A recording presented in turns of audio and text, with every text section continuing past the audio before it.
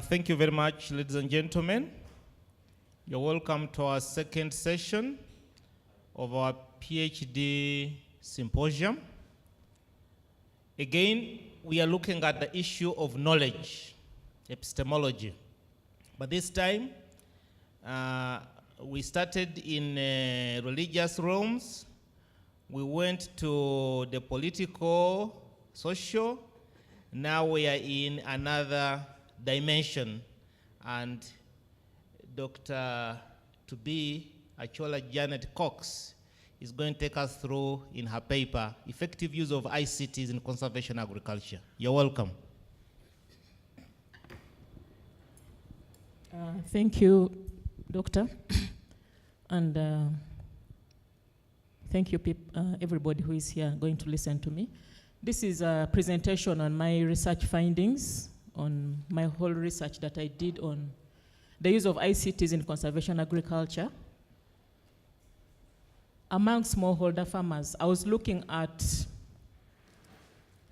smallholder farmers who use conservation, who do conservation agriculture, and how do they get this knowledge?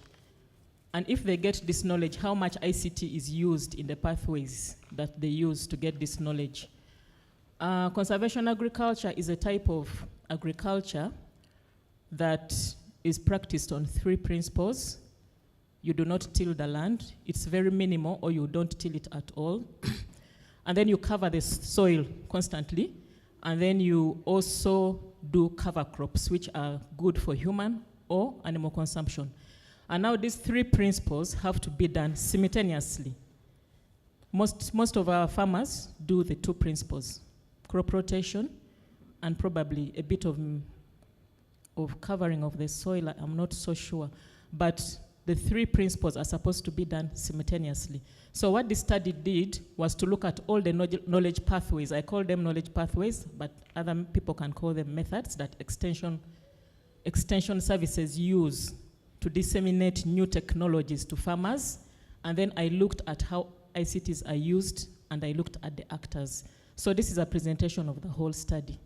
I'll try to be as fast as I can. So this is the outline of the presentation. And the key concepts that I used in this study is that knowledge, we look at knowledge as a concept or skill or experience that provides a framework for creating, evaluating, or using information of any kind.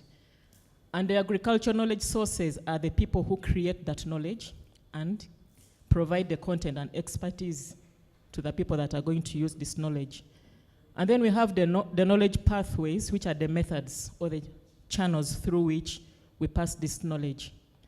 ICTs, we refer to them as any device or tool that permits the exchange or collection of data through interaction or transmission. And I was looking at the effectiveness. And in this study, I refer to effectiveness as the optimum level at which ICTs are integrated in conservation knowledge networks. So as a way of background, I tried to look at the global trends of how agriculture is in the world right now. And globally, we see that there is a significant expansion in the use of land, water, and other natural resources for agricultural production. And agriculture employs about 20% of the population in sub-Saharan Africa and contributes approximately 30% to the gross domestic product. And of all this, smallholder farmers represent 80% of all the farms in sub-Saharan Africa. So we see that much as it only employs 20% of the population, 80% of these are smallholder farmers. However, agriculture is now facing a lot of challenges. We are exposed to extreme weather conditions. We are exposed to rising population pressure being put on the land. So what's happening is that smallholder farmers are constantly moving into space that was not originally meant for farming. And then we also have fragmentation of land. And we have land becoming smaller and smaller for farming. So what does this mean? It means that smallholders are responding by cropping their fields every year. They do not have that liberty that our foreparents had of moving from this field to the field. They are farming on a small piece of land, the same crop, without any crop rotation or sustainable practice. So because of this, there is a need for sustainable ways of farming. And conservation agriculture is one of these sustainable land practices that is now being introduced. And it's defined by the 3 principles that I previously alluded to. And in Kenya, my research was done in Kenya, in Machakos and Laikipia counties, where there is a big percentage of farmers that are doing conservation agriculture. It was introduced in the 1950s, but there's been low adoption rates to date, and it was again reintroduced by FAO in 2002, so that farmers actually use all the 3 principles together. However, to date, we see that they are still weak knowledge systems. There is, by weak knowledge systems is that different people, even the people that are promoting conservation agriculture, understand the 3 principles differently. And then different people call conservation agriculture different. Some people call it farming God's way because you don't disturb the land. Other people refer to it as organic agriculture. But actually it's different because of the simultaneous application of the 3 principles. So we refer to it as an innovation. And then the uncoordinated research efforts, you find different people that are promote it in their own way. It's an action research effort, but different organizations that I observed in the area where I did my research, we are promoting it independent of each other. Each person had his own group of farmers that they were promoting it with. And we also have various definitions. So ICTs have been known to improve agricultural knowledge systems because what I've described, the challenges, point to an inadequate knowledge system. And we are saying that ICTs could address these challenges in the CA knowledge systems. So when we look at the context of conservation agriculture, worldwide it's estimated to have around 155 hectares, and it's expanding at a rate of 7 million per hectare. But in Africa, it's only 1 million hectares, and 98% of these large-scale commercial farmers.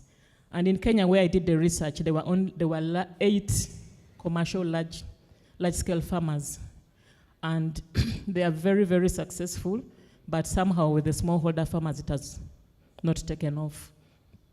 So what does the problem statement say?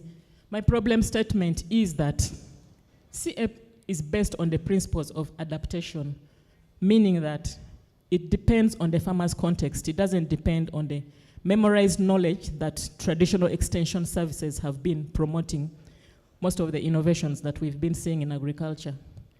It also has the multiple component technology, the 3 principles that I alluded to earlier, and it also has the uncoordinated research efforts as a challenge towards its adoption among smallholder farmers.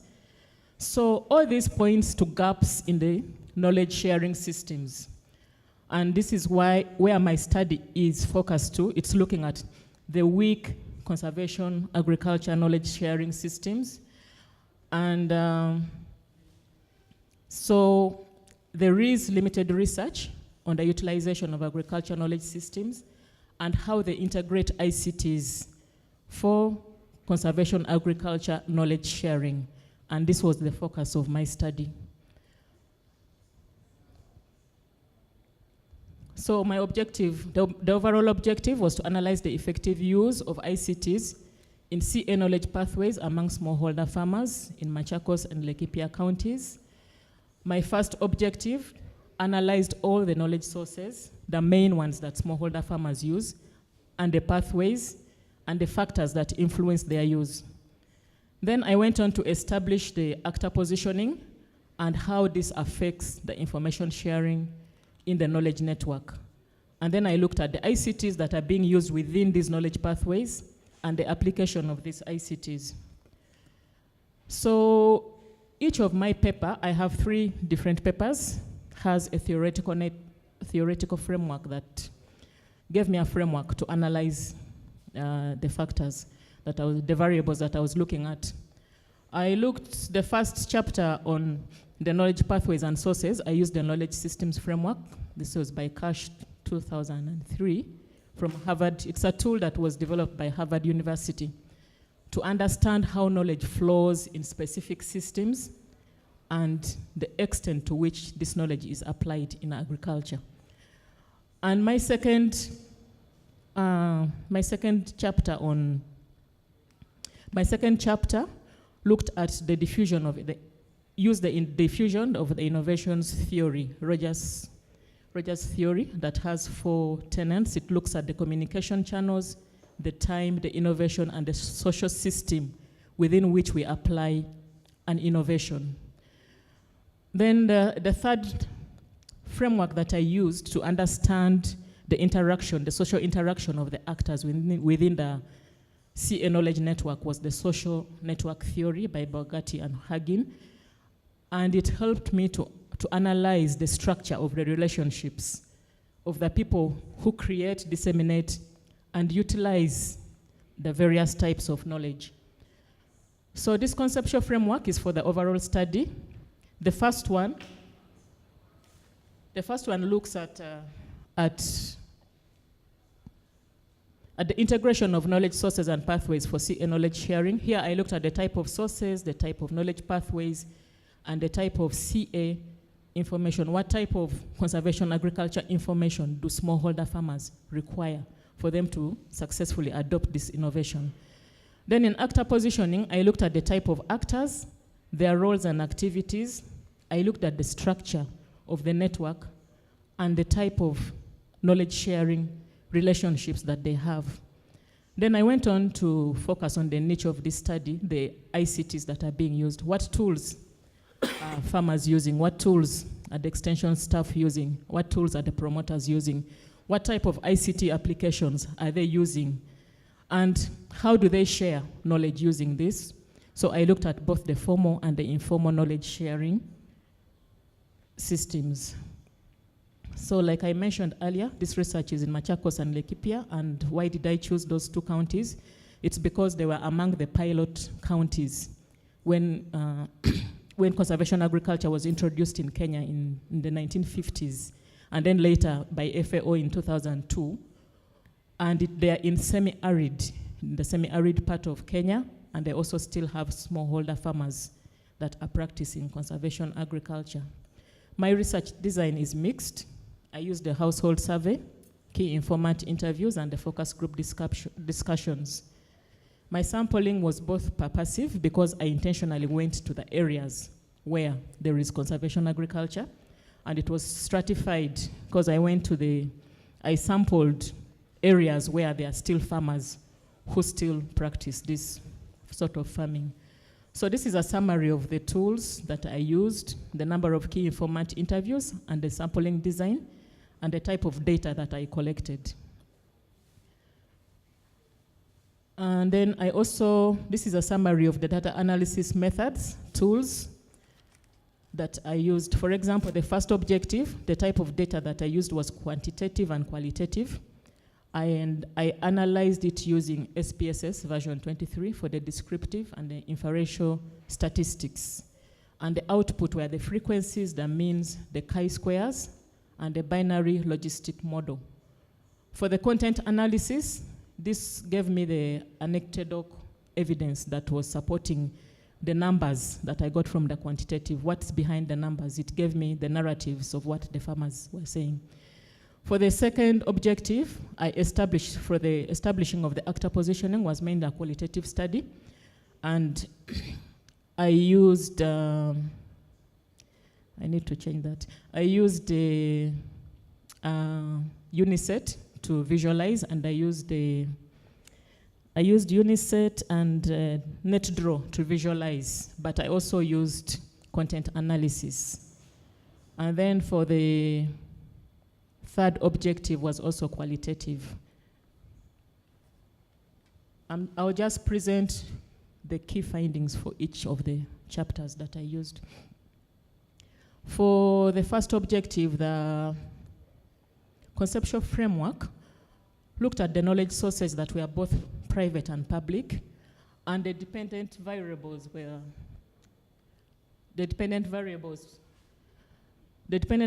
the knowledge pathways, which were conventional and ICT, and then the dependent variables were the factors that were influencing, and these were categorized into 4: the socio-demographic, the economic, the contextual, and the institutional.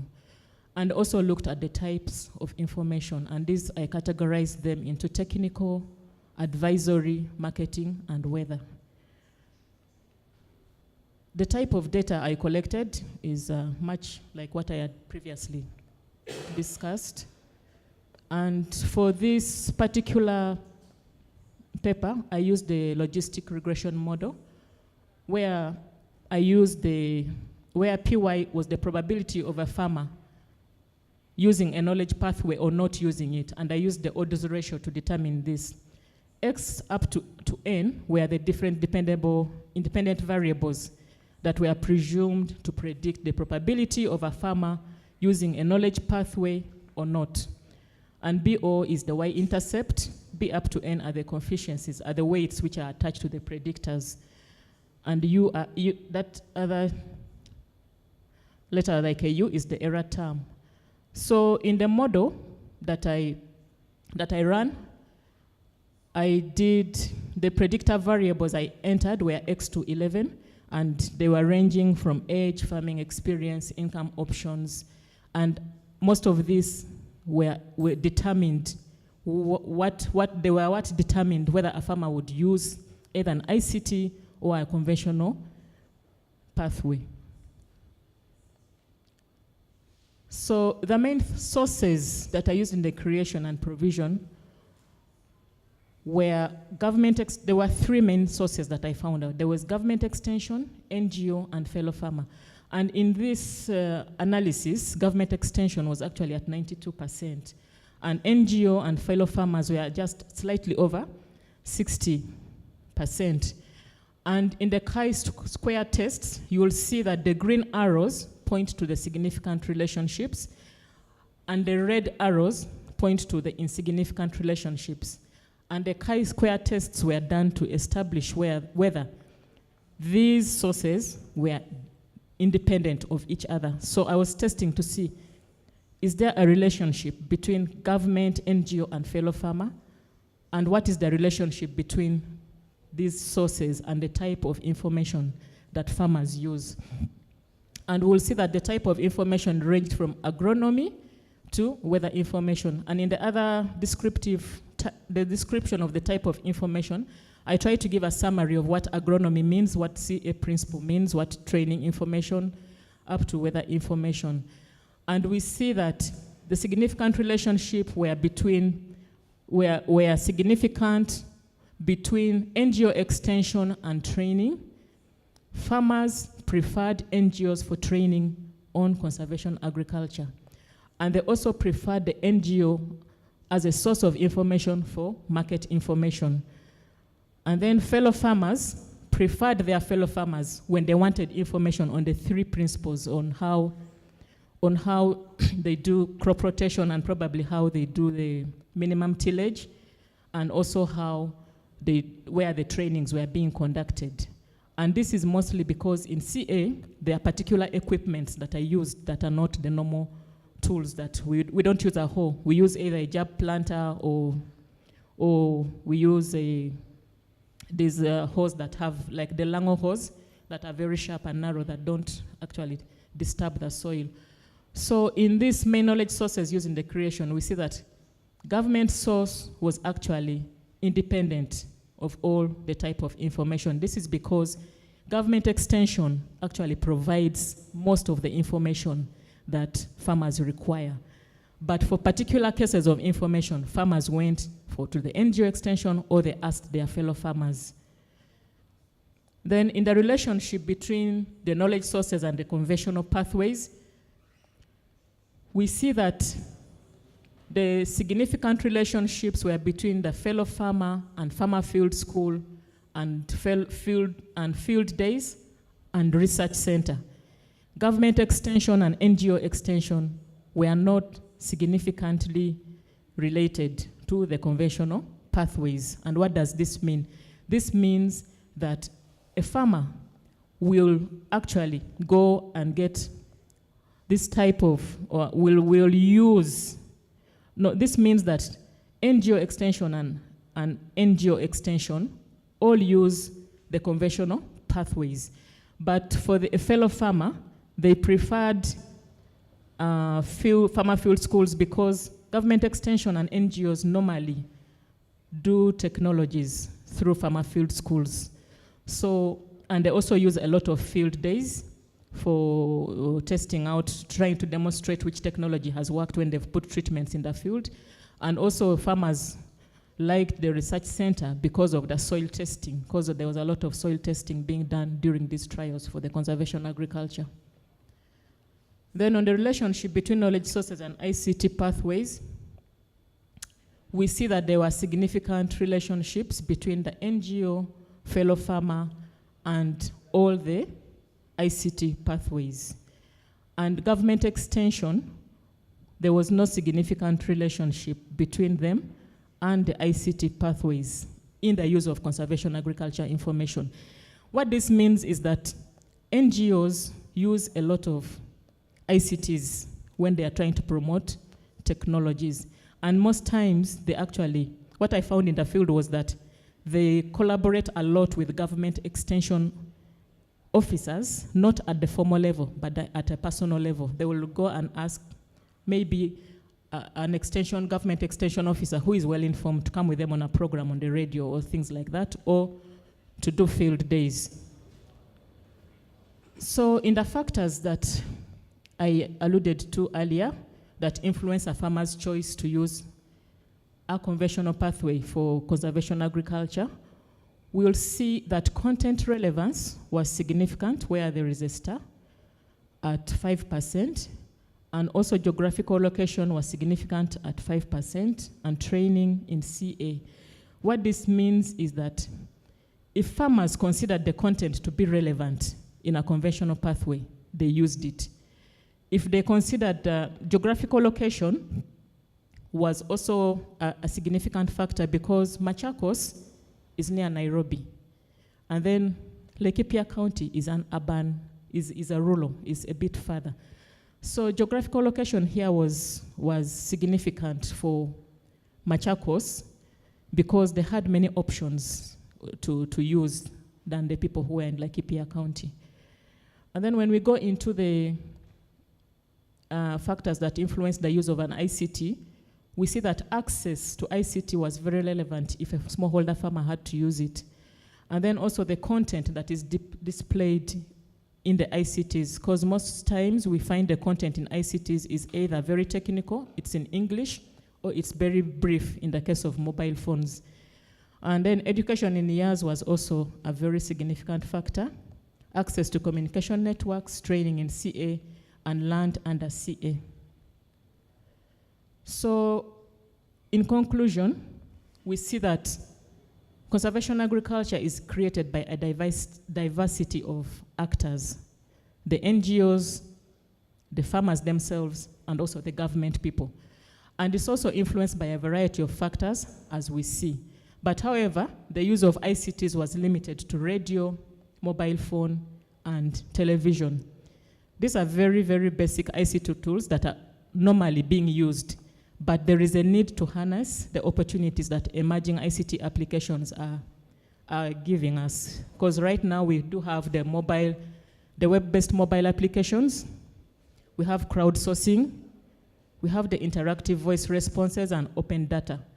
These are not being harnessed actively in the CA knowledge networks. So this restricts the flow and the outreach of CA knowledge. So we cannot continue using the basic ICT tools if we want farmers to be able to use the information that we are trying to put out. So we recommend from the practitioner's perspective that there should be an integration of modern ICT tools and applications in the traditional knowledge sources and pathways. And there should be centralized databases for vetting and verification to maintain standards and access to communal knowledge sharing. And this can be done at the national task force level because in every country there's a task force on CA. So this can be actually implemented at that level. And then at policy, there should be a CA knowledge sharing framework at the county level. And this is possible because by the time of my research, Laikipia County was in the process of drawing up a framework of how they bring all the actors together who are implementing CA, and they see that they promote it in a harmonized way and standardized way. The future research is on the design of the knowledge systems and how they can influence knowledge sharing among smallholder farmers. My second objective looked at the actors, the actor interactions, and how they influence CA knowledge sharing. In this one, I looked at the structure of the network, the flows, and the social interactions. The network terms, for example, the nodes represent the actors in a network. For example, an institution, an organization is referred to as a node. Then the link are the relationship between the actors. And then the graph, the overall sociogram, is the actors who present all the nodes, the actors that are in that network. The network size was determined by the number of the actor, K star, and then K minus 1. Network density was the number of existing relationships divided by the number of available relationships in the whole network.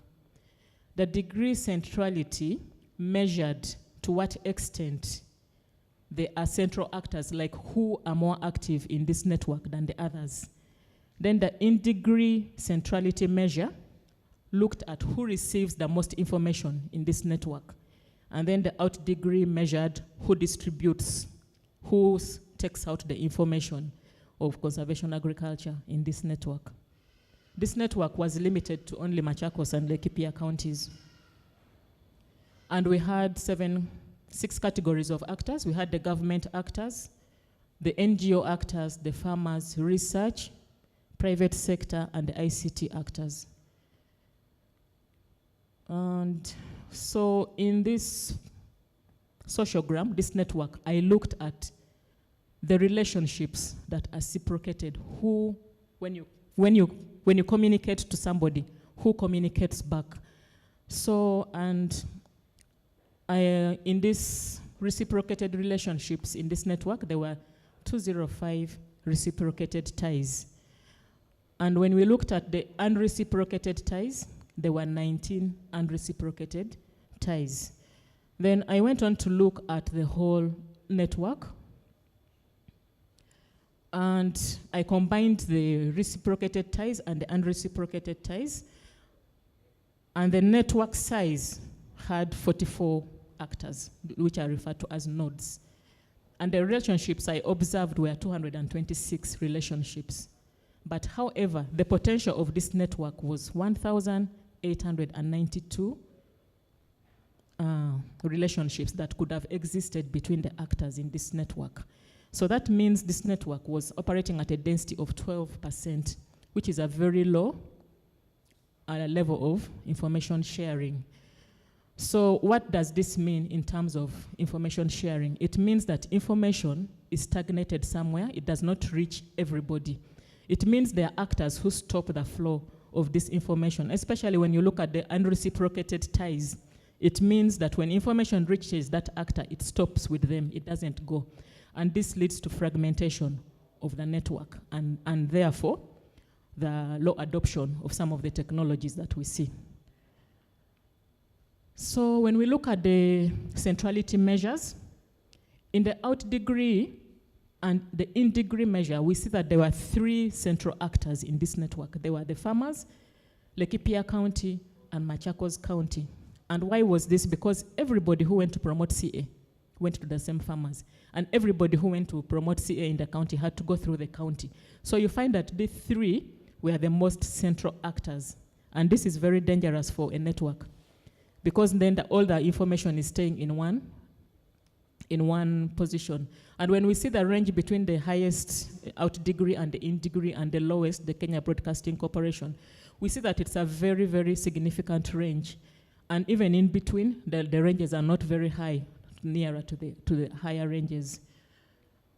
So this means that for the optimal functioning of a knowledge network, we need to have more actors in positions of prominence and influence. The fragmentation of the network affects its efficiency, especially when you have few actors who are central. And the low levels of interaction are reflected by the low network density. So there is need to mainstream conservation agriculture in the country development plans by giving it a budget allocation, because it's a very knowledge-intensive technology. And also there's a need to do a co-financing at multi-stakeholder framework for active actor collaboration.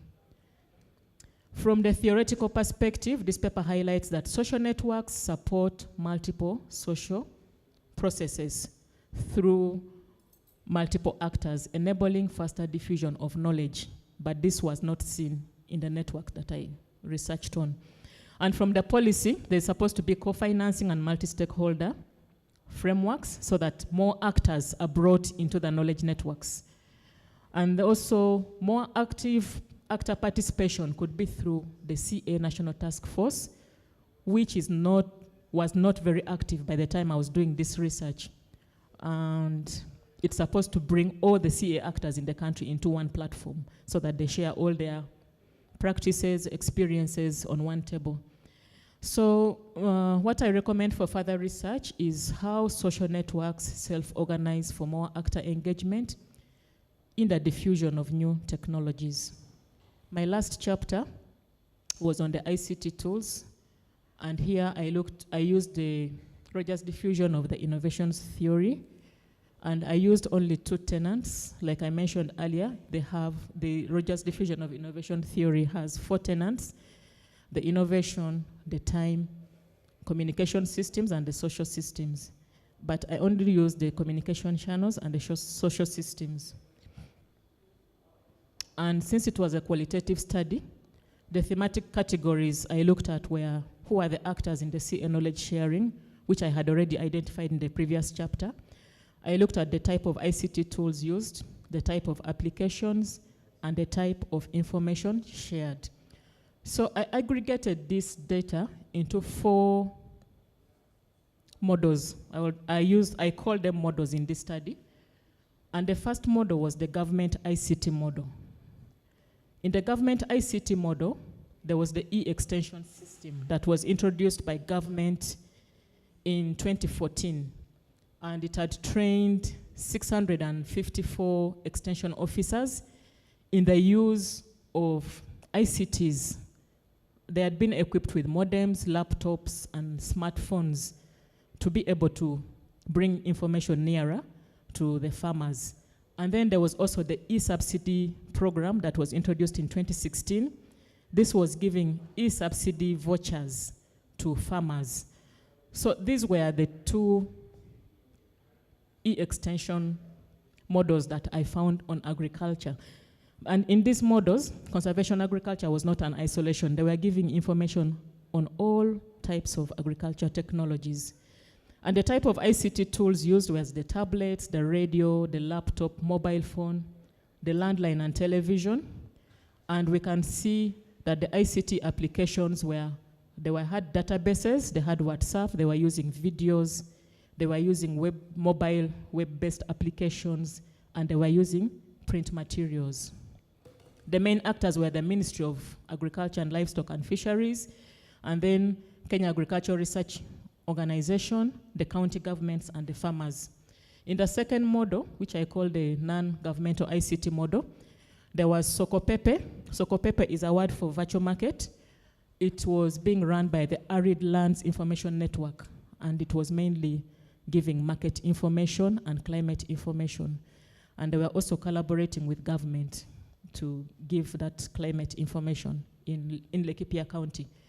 Then there was Plantwise by Kabi, and Plantwise, they have trained extension officers to be plant doctors. And during market days, these plant doctors are in the marketplaces, and this is where farmers get information. And the other one was iShamba by SNV. This was also doing market information. And between Plantwise and Sokopepe, there was a bit of conservation agriculture information being disseminated to the farmers. Then the other hybrid model that I came up with was the government and NGO model, where government was interacting in the use of some of these ICT applications with the NGOs, especially on Kabi and the e-extension to some extent. So this one was a hybrid, and it was being used. They had trained, the NGO trained government workers to be able to provide the information.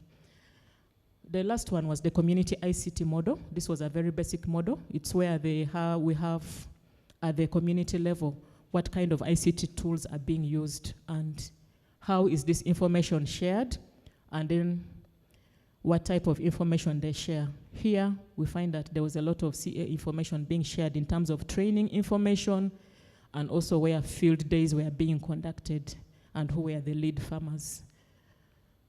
So in this analysis, ICT tools are still limited to the basic tools, and yet at the institutional level, we find that they are advanced mobile technologies that have been integrated in most of the ICT platforms. And this is a challenge because at the farmers level, they have the basic phones, and then at the institutional level, they are actually using more advanced tools. This poses a challenge to how this information is packaged and how it is understood by farmers. So in the recommendations, this study recommends that we should promote the hybrid ICT models composed of NGOs and government actors. Because in the last study that I read by Jensen et al. In 2017, he says the last models that were done in agriculture frameworks was in the 1990s. So there are no new frameworks that are being promoted that embrace the emerging technologies that are coming up. So the use of basic phones was common in older models. And if that was the case, then there should be enhanced use of the USSD menu systems that do not require smartphones. And these can be used to bring the farmers together. And also, it should just be used as a collaborative tool, really. And then emerging applications like crowdsourcing is recommended for collection of data and information. And this is because the different actors were all doing their own practices. So if we use crowdsourcing, we can be able to get all the data that all the other promoters are using, and this can be done at the national task force level. From the policy perspective, there should be more investment in the rural communication infrastructure. So further research is recommended on the design and how smallholder farmers embrace the use of advanced ICTs for CA knowledge. So the general conclusions are almost the same: integration of advanced ICTs, and then we see that we see knowledge networks becoming more prominent than the use of the formal agricultural extension systems that were following a linear system. We observe more use of networks in the transfer of knowledge. Also, the quality of information is a very big factor that influences the use. So there should be standardization, open data systems, and use of crowdsourcing. And then the recommendation, the general ones are there's need to strengthen the core innovation platforms and to promote mobile technologies, because mobile phones are still the predominant ICT tools that are being used.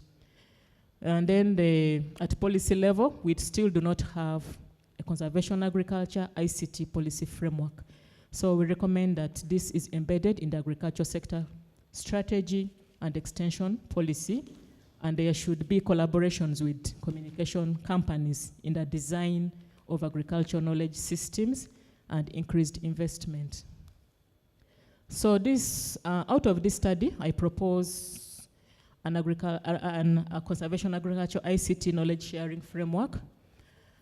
And the fonts in red are what I really propose, because the others already exist. What I propose for CA is that we should have centralized CA databases. We should have centralized data synthesis and verification, and data and information standardization, especially at national level, through the national task forces that have been in place for some years now. And then we should also promote open linked data, because at the time of my study, I had information from only 2013 for Kenya and Tanzania. I didn't have information on Uganda, South Sudan, Burundi, or Rwanda. So, but they are also practicing conservation agriculture. So this is what my study proposes. Thank you for listening to me.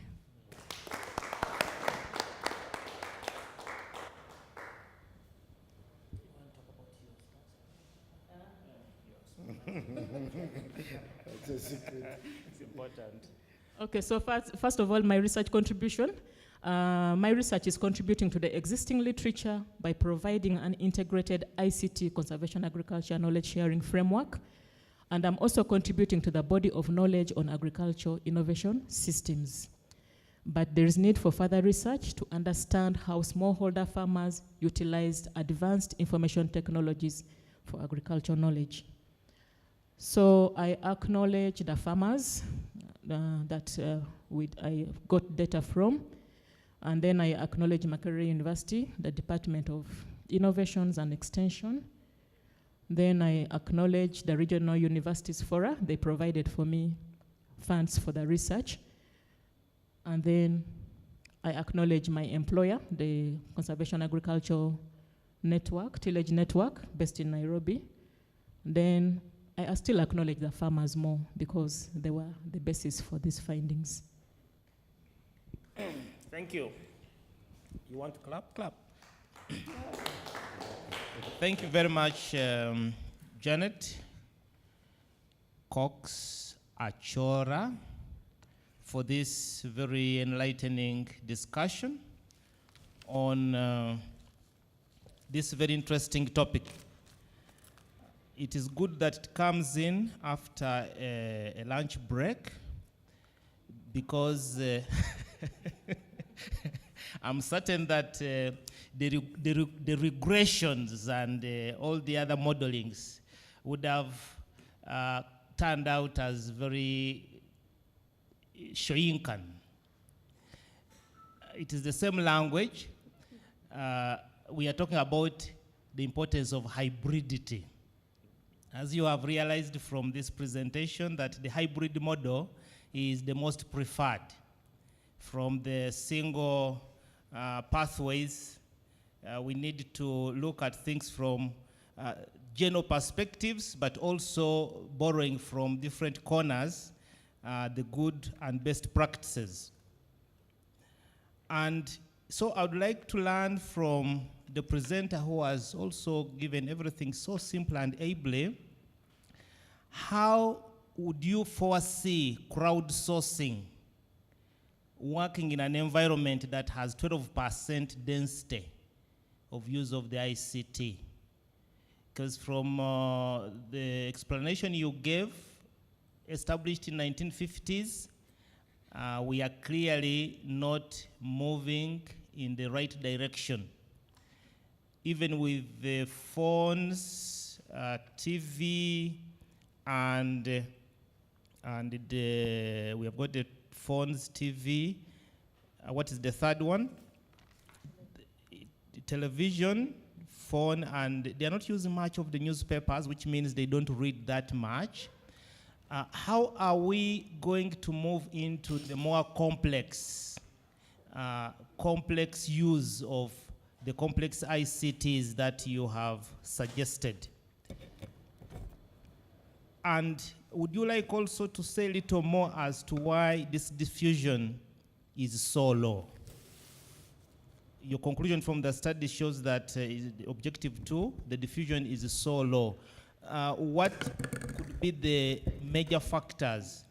And how come government is not so much preferred in this whole process, that the actors are more comfortable with their fellow farmers and the NGOs? And when it comes to government, there is not much interaction or adaptation there. And this brings me to light with our operation wealth creation. The first point of contact is certainly the county. It is the farmer and the same farmers, as you rightly mentioned. So what are the challenges of having this as the model, that information first goes to those practicing farmers and the first farmers, then it goes to the county and almost the same county leaders who eventually take it as either not their business or a business long on their table, but they are not quite adapted to using it. And finally, you talk about, of course, the problem is that you are covering these weak knowledge systems, the uncoordinated research methods, and the various definitions that end up distorting the focus of conservation agriculture.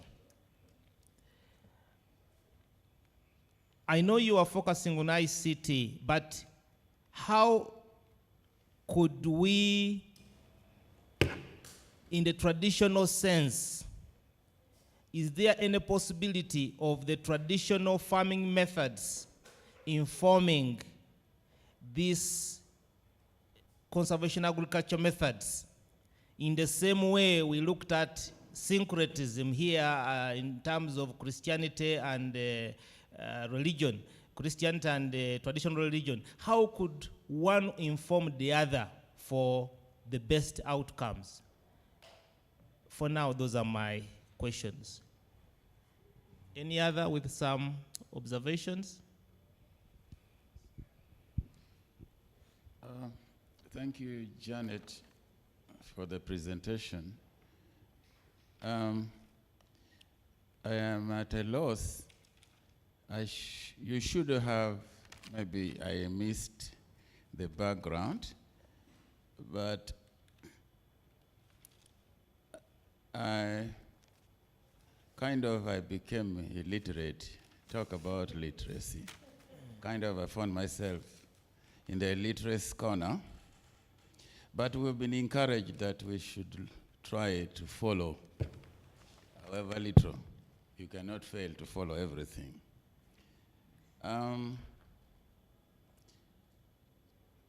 The presentation was clear. I was only worried because I was over-bombarded with stuff. There was information overload, according to me,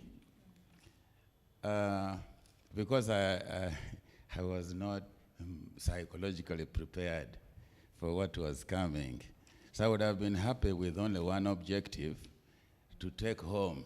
But when you had 3 objectives and each of them was like a full paper, I felt like there was an information overload. And but I was also amazed. I was wondering whether you are an ICT scholar or you are an agricultural scholar. It's amazing to see that maybe you can be both. So that's also my kind of question. Which are you? Are you a hybrid between ICT and agriculture or something else?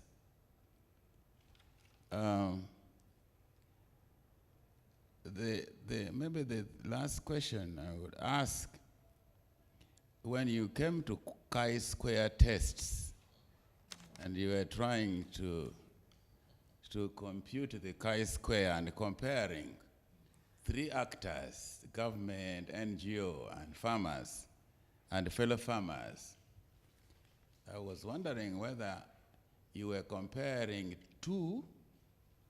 only two at a time, because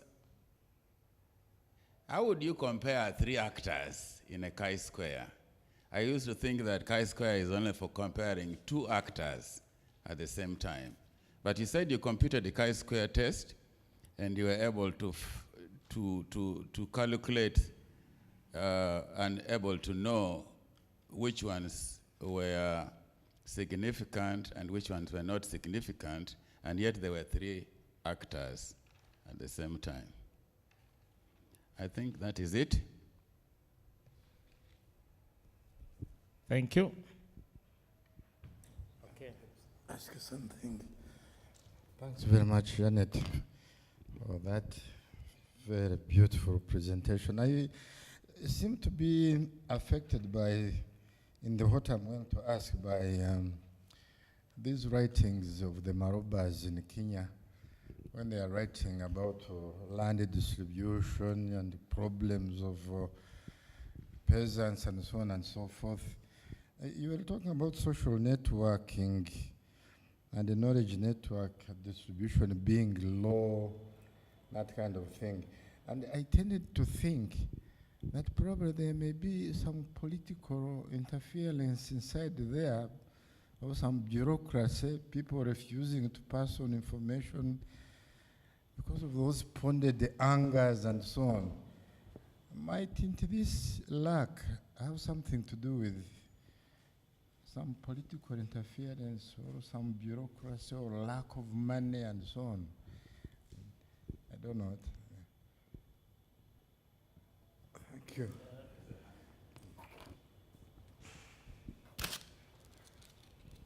Thank you. This comes from a very naive person, purely humanities. So I don't understand quantitative methods with all my heart. I don't even like them. You talk of government and NGOs and how people would prefer to work with NGOs, right? And I seem to see a kind of political play there. Why would people prefer NGOs to government? And for you as a researcher, what does this say about governments? Now, this is the literature person in me. What is it about governments that people seem to be contesting, that NGOs can do these things better? But then the other thing, which was quite intriguing for me, is when you talk about ICTs to many people, they think about a mobile phone. Many people think that's all about ICTs. And yet we have all these emerging technologies, how to even think through research ourselves as researchers, how to work with simple documents and mess those documents up and bring them back together. And my question is, if you say that one of these places is rural and the other one is urban, I hope I'm right there, are we sure that emerging technologies will easily be taken up in rural areas? And if they cannot be taken up, can we always advocate that they be taken up when people are not willing to take them up? And if people are not willing to take them up, then how can we optimize the use of the available technologies, especially in conservation agriculture? Because if this is the livelihood that these people have, then it is important that we work with what is there. In literature, we believe that language is raw material with which we use to communicate. So what I have is what works for me. That is why, like Peter would know, if Shoyinka knows the Queen's language is the best way to say things, then he will say it like that. Achebe believes, well, I will get this mad man's language and make my language work within it. And it's, I think for me, it's also very important to think through the contexts within which technologies work. You see that? And I think for me, it's even more important that looking at what people have, I think any researcher should be willing to think through what people have and maybe improve on that which people have, instead of merely saying, there is this and this and the other. Okay, I know I can use my ox to do the plowing. You want to bring me a tractor, I am not interested in it because my ox has worked for me for a long time. Why do I not use it in a better way or think through more efficient ways of making it work for me to create or to bring better yield? So I'm thinking about that and whether these technologies can easily, one, be embraced in rural areas, but two, whether they actually can work in the rural areas. Thank you. Those are very good questions for the training area that you so much talked about. How do you get the people to appreciate and understand that what they are being trained to do is the right thing? But the answering is yours. Okay, thank you. I will start from the last on are we sure that the emerging technologies can be taken up in the rural areas? For the case of conservation agriculture, I would like to go back to the hybrid model. Government has what they call the information kiosks. I think community kiosks, and they have tables where they have extension officers at the village, parish level, let me say. And these officers are the ones that have the technology. So the farmer may not necessarily have that advanced technology, because even in the research, some of the farmers did not have the technologies. They didn't have the phones, they didn't have radio and things like that. But what the e-extension program has done, that one that was rolled out by Kenya in 2014, it has tried to reach the lowest level possible. And what they have done is they have not done away with the traditional methods of extension. They have integrated ICTs into those methods. So even with emerging technologies, we cannot expect a farmer to use them. But some farmers do use them because they are categories of farmers. So what is happening is that it should be at the institutional level, because in conservation agriculture, we have a lot of misinformation. Everybody perceives it in their own way, everybody defines it in their own way, and everybody's teaching it to the farmers in that way. So farmers are confused. So if there is a platform that can bring all this information together into one docket, one platform, and then everybody draws from it and everybody takes to it, then it makes the knowledge flow even better. And then can we improve on what people have? Yes, I think that sort of sums it up. And then why would people prefer NGOs than governments? Conservation agriculture, partly why it has not been widely adopted is that there's been a lot of input provision. A lot of money has been sunk into it, and a lot of, they've picked out particular farmers, role models. So when you pick up role models in communities and in rural communities, these people become like they are more important than the rest. So you have resistance. You have some farmers not going to these demonstration sites because they do like 6 treatments. They do 6 different treatments on that farm, and then all other farmers are supposed to go there. But that farmer is going to have all the seeds, all the airtime, and all those things, be called to workshops. Sometimes even us, we are guilty of taking some out of the countries to go and demonstrate the practice that they have done. So that is also a challenge to us who promote these technologies. So that's why people would prefer to go to the NGOs, because conservation agriculture was brought in by Food and Agriculture Organization. And so you can imagine the amount of money that they put into promoting these technologies.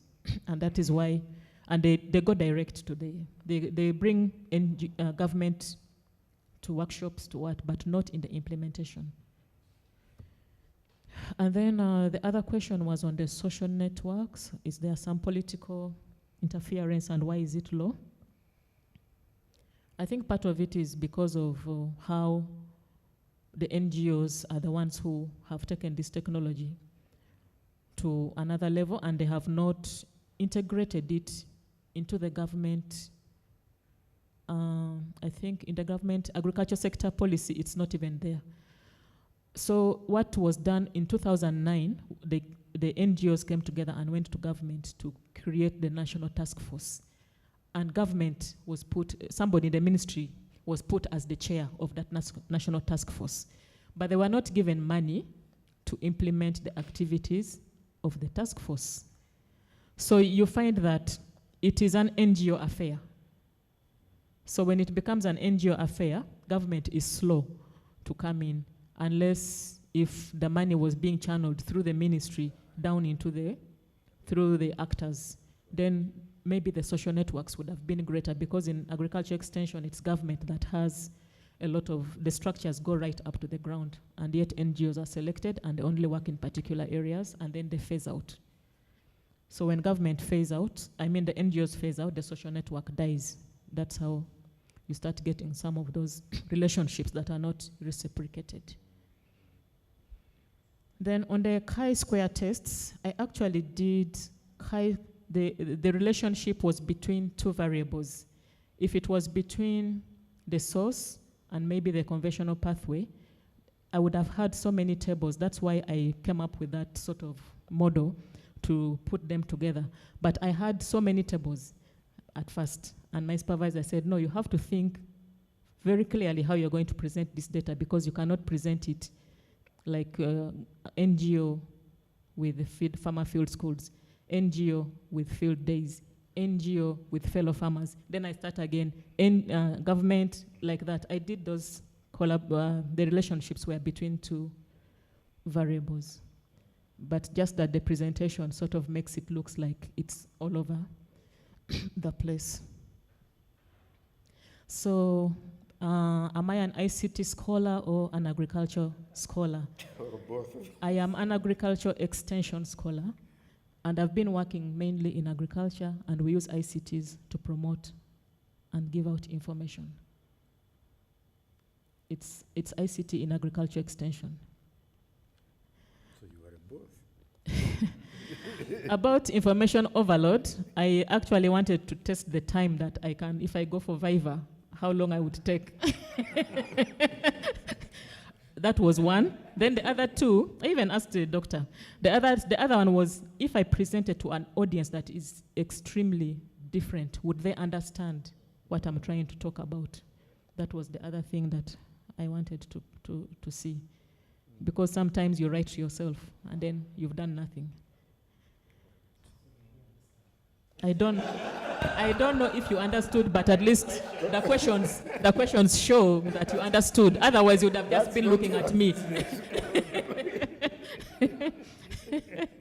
So let me go to doctor's questions. And how would we, in the traditional sense, how would the traditional methods inform CA? Or how would one inform the other? Conservation agriculture is not new. It is actually crop rotation. The only difference is the tilling of the land. For it, you do not till the land. Or if you start, you do it very minimally, and then eventually you don't till. The only difficulty that people get in doing all the three principles together is that in the first 3 seasons, there is a lot of weed management problem, and also disease and pests. So farmers fight with this, and for a farmer to lose 3 seasons of crop, it is very what? They can't do it. So you find that even the average land under CA is 0.5 hectares. They just give you a small piece of land to test your technology, and the rest of their farming is conventional. So there are very few farmers who have taken CA as a whole, like they are doing it all CA. So that's one of the reasons for the low adoption, the weed management in the first 3 seasons. But after the first 3 seasons, if a farmer is persistent, they will get very good soil context, soil moisture content. We have the large-scale farmers only do 1 crop a year, and their soil, and they are doing it in the semi-arid places in Kenya. And they have a very high turnover of yield. So if a farmer is patient to go through the first 3 month seasons, then even the weed is no longer an issue, because it is taken up by the crops. The crops sort of, the cover crop overshadows it. And also you get a lot of moisture content, and this climate, it's one of the climate smart agriculture practices that is being promoted right now. And then how come government is not much preferred? I think I've already tried to explain that government actually does not have much content on conservation agriculture. Most of it is coming from the NGOs. So farmers prefer to go where the money is sometimes. Oh, then how would I foresee crowdsourcing as an option with a population density of only 12%. I think the crowdsourcing, because also farmers have got a lot of innovations around conservation agriculture, but this is not captured. And so this is one of the things that crowdsourcing would do if farmers were taught how to capture their innovations. Because we got one farmer, he would use ash and magadi to kill weed. But this is not scientifically tested, but it was working for him. So these are some of the innovations that scientists would actually take up and research more on it and put it back to the farmer. So there's a lot of innovation going on even at the farmer level that is not captured. So if we start using these ICT applications that can be used to capture data, of course in collaboration with any other ICT source, crowdsourcing is a very, very good source of bringing all this information into one point so that it is utilized. Thank you. Thank you very, very much for that. I feel like a farmer now. I've tried that in my compound. If you went to my Facebook, you'd see some of the things I'm growing. But I was not, well, I'm going into CA very soon because I don't want to keep tilling my compound. I want everything to grow there without being affected. I had a question. Having done this in Machakos and Laikipia, what lessons can we draw for Uganda? Although we are not very good at CA, I wanted you to help us really, because you have taken us so far away. Machakos is 600 kilometers away from here, and Laikipia, I don't even know where it is lying. So how can this research be applicable to Uganda? Or is there anything like this in Uganda? Yes. Okay. There is CA in Uganda, but it is, they do 2 principles. They are not using the 3 principles. But also the other argument that Ugandans we normally have is that we already have, is it perennial crops, like bananas. Banana is already, the plantation is always covered. So most farmers argue that we are already doing CA. But the other issue we have in Uganda is rain. So one of the methods of doing conservation agriculture is doing pits, basins. They call them basins. But here farmers argue that if you dig the basins, they are going to be flooded with water and mosquitoes. So we have still an issue of trying to find how we can actually properly sensitize farmers. Most of them have even gone for field trips and everything, but it has to be into the context. We have to find that one has not yet been found in conservation agriculture. Which context fits what type of conservation agriculture? Because the ones that are being done in the semi-arid cannot be done in areas that have a lot of rain or highlands or things like that. So the context is also one of the things that is still being researched on. Okay, thank you very much. I think it is time for us to go west to hear some songs and dancing with Mr. Isaac Atibasima. Not today? Okay, then let us have the blessings from Reverend Abel Wankuma. Reverend Abel Wankuma, for purposes of our guests, is a third-year PhD candidate. He will be doing his Viva sometime early next year, public defense. So he's on the journey to defending, like Mary here. Mary Naula Awar is also on that journey that Paul is eyeing very much.